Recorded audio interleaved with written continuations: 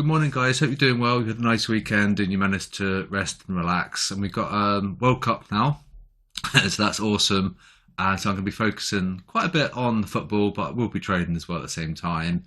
And we've got a quiet week this week because we've got Thanksgiving and so we've got US holiday, obviously. And so it's going to be a very quiet market. Today we've got a quiet calendar, then it's going to really pick up Tuesday, Wednesday, and then obviously we've got the holiday Thursday. As for Friday, if my memory serves me correctly, it's quite low volume and low liquidity on Friday, so it might just be worth not trading on Friday. I tend to try and take Fridays off, so it could just be a low volume day on Friday, but it's going to build up to Wednesday because we've got the Fed minutes, and then obviously they're going to be from before the inflation data because the inflation data was positive, wasn't it? But these minutes are from before that positive inflation print.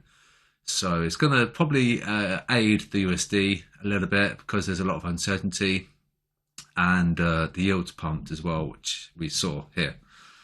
But before we get there, we need to tell you about the retail sentiment. So the retail sentiment, for every one person who are buying indices, there's 10 people short in indices now, so that's risk on, and the VIX is below its yearly pivot, so keep an eye on 26.5. Ideally we'd want it below 20, but we've still got lots of things going on in the world, Russia, Ukraine, and Taiwan. If that's going to be a risk event, I don't know now.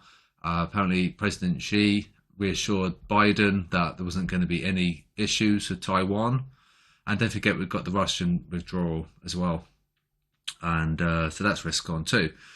But we've got the uncertainty from the Fed minutes. But we have to take into account that data, those minutes are old. So it takes into account their forecasting before the inflation data.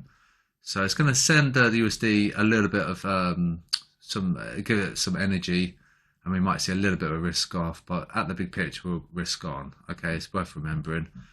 And the trouble is that this is really out of bonk. So this disagrees what we're seeing with the retail sentiment. This inversion is risk off, in so much that the 3-month is warranting more yield than the 5, 10, 30 years. So there's more fear and apprehension near term in the next 3 months than there's worry long term. So this is quite risk off. We want that to come down a little bit, the 3-month. Okay, and they haven't really done much, but they did short dollar CAD and dollar Swiss.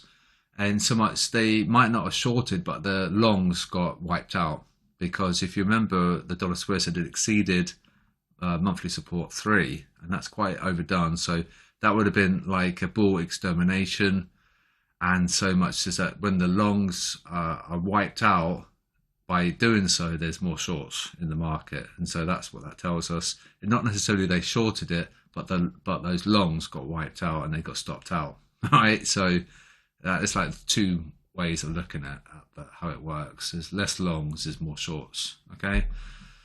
And so, but everything else was pretty much unchanged. So nothing much to be said there, apart from dollar CAD, dollar Swiss.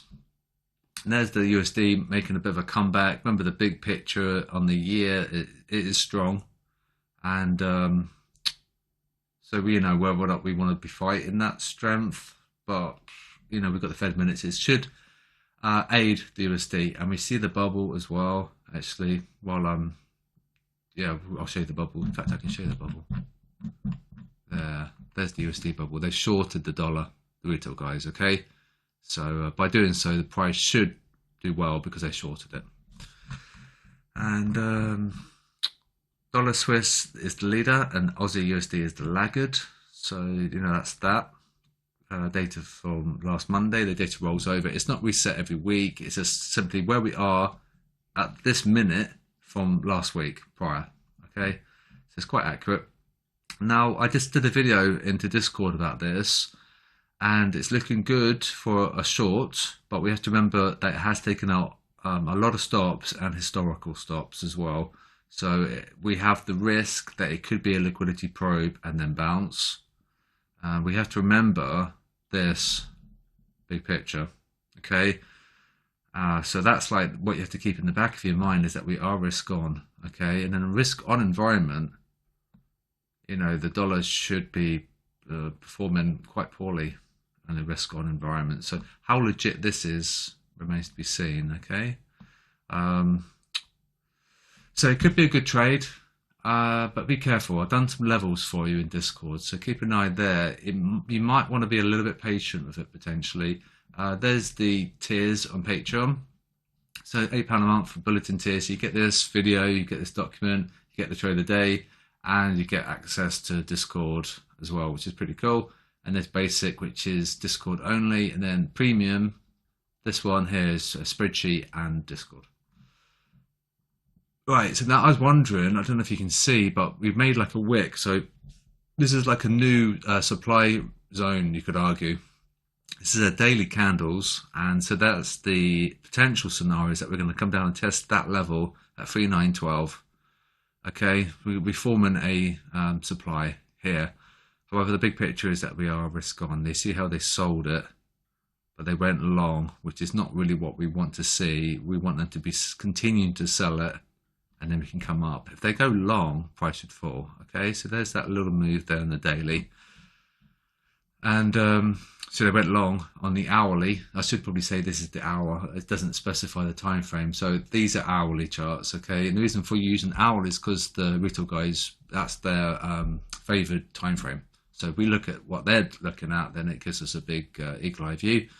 So they went long on the S&P. They might short it. That's the trouble. So I'm going to do a quick 2-minute video into Discord, and then we can cover the indices. And it's a little bit late today because I had a late night watching the snooker last night, and my cat woke me up many times. So this is the reason why the bulletin's quite late today.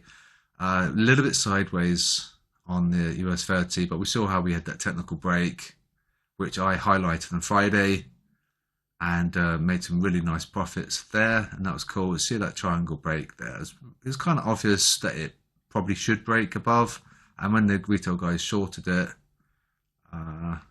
we went up. So that's US 30. Bit sideways, so it's kind of hard to say what's going to happen. DAX, well, this is cleaner than the US indices. They sold it, and then they sold it again, and it hasn't really chopped. It chopped a hell of a lot here, but here it's a little bit smoother. So the way they sold it is 14,275. So that should be a good support, because if we go below, it means that they get paid. Okay.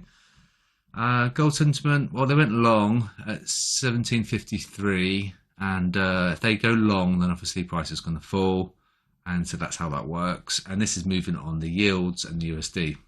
If you remember, the USD is strengthening sentimentally, and those yields rose as well.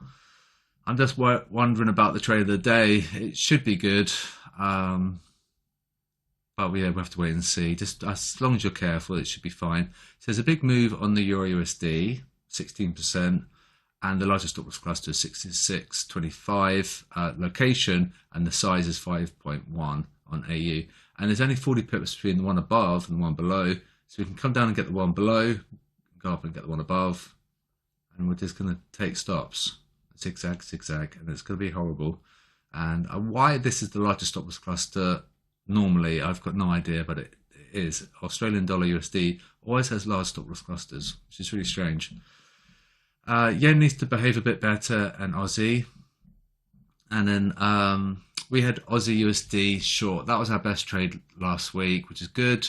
We had a 53 pip total, and we're up a lot using the total, and average per week is 63 pips, which isn't like a home run, but it's positive. So it goes to show that it does work. We did have an awful week back there.